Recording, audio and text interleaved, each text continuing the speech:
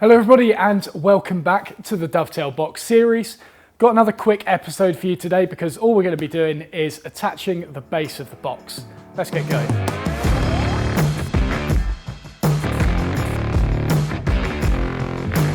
Alright, so for the base of this box I'm going to be using 4mm birch plywood because it looks nice, it's pretty strong and stable, and we can also pre-sand this top and bottom face so that you get a nice smooth finish.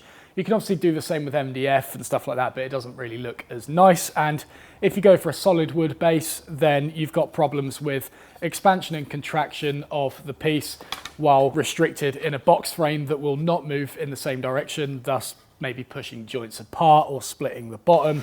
And also 4mm thick base in solid wood is also going to be quite prone to snapping possibly along the grain. So I've prepared this piece on the bandsaw and cut it about 1mm or so oversized. It's important that you cut it oversized so that when you put it on the box, you've got a little bit of wiggle room that once we screw it down, you can plane the sides flush. You want to avoid making it too much of an overhang because that's going to give you problems when it comes to screwing through and getting in the center of the bottom of the box later. So cutting it 1mm or so oversized is perfect. And like with this box, don't worry too much about splintering or anything because one, we can sand most of it off, and two, it's actually going to be hidden either by the base of the box or the plinth that will be covering this joint. It's also worth noting that this plywood bottom is just going to be screwed to the bottom of the box. We're not doing anything fancy in this project, such as a grooved bottom that you may have seen on other boxes. We're going to save that for some of the later projects in the online school. So for this one, keeping it simple,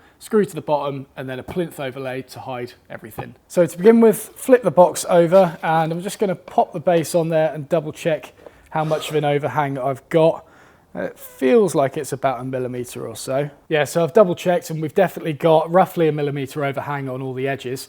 So what we're going to do is get a marking gauge, and we're not going to set that to half the thickness of this material. What we're actually going to do is set the thickness of the marking gauge to half the thickness plus 1mm. And that will account for the 1mm overhang on the plywood base so that when we scribe the marking gauge around this and screw through it into the base of the box, those screws should be dead in the center of the bottom of the box and less likely to blast through either the outside or the inside faces. So I'm using a ruler to help add that 1mm offset, lock the marking gauge to that setting, and then I'll just very lightly scratch that setting around this plywood. In any other instance, it would be better if you did this with a pencil gauge so that you can get rid of the lines after you've screwed through, but on this, the plinth around the base will hide these lines anyway, so it's not a massive issue if we've got them left over. So now I'm just going to put a mark on just a random corner. Let's do a little star or something like that, and then a star on a corresponding corner of the base so that when I put this on each time, I know that those two marks need to go together and I don't accidentally put it around this way or this way. It helps keep track of everything. And now we need to start drilling the pilot and the clearance holes in order to attach the base. Now, if you're not entirely sure on the difference between pilot and clearance and maybe even countersinks, then have a look at my video on how to screw wood together.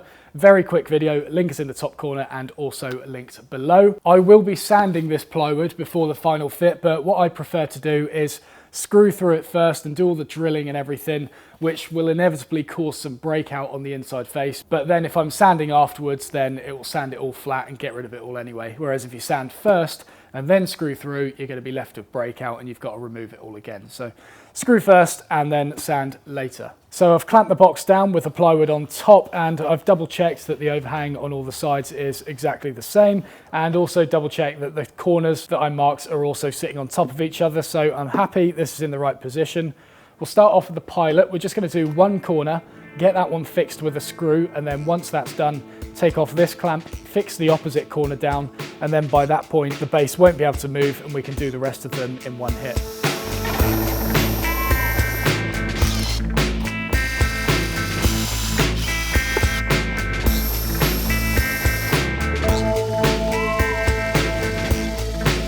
So there we go, we've got one corner attached. It's obviously able to pivot at this point, which is why we'll get the opposite corner done first. Same again, get it into position and clamp it down. Probably get away with just one this time.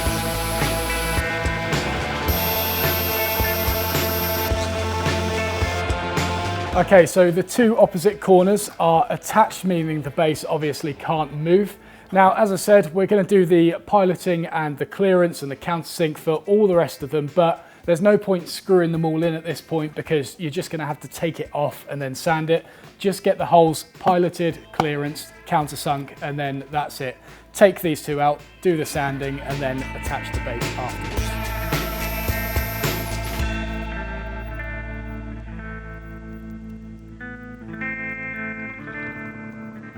All right, so all the holes have been drilled, and what I'm going to do before we sand it is just transfer that corner mark that we put on to align the two corners.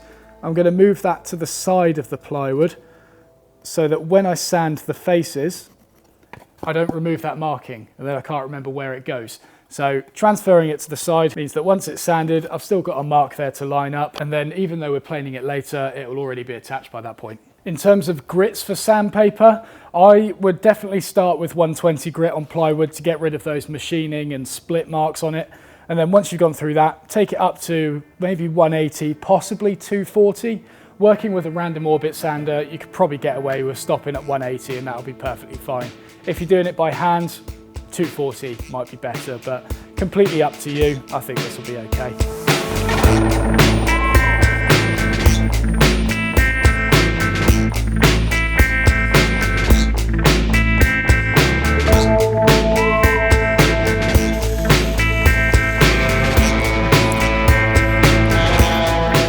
And now to plane it flat. So nice and simple with this. When planing this plywood down to match the side of the box, only work from the outside to the middle. Don't go all the way through because you risk catching end grain on the opposite side and then breaking out that beautiful hard work you've put in up until this point.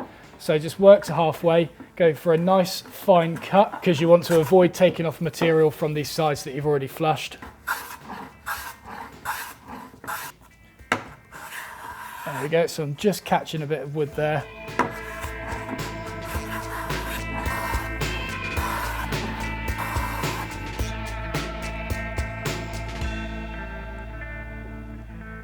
And there you go, as simple as that. That is how you attach the bottom of the box. So if you haven't already, please have a look at my video on how to screw wood together.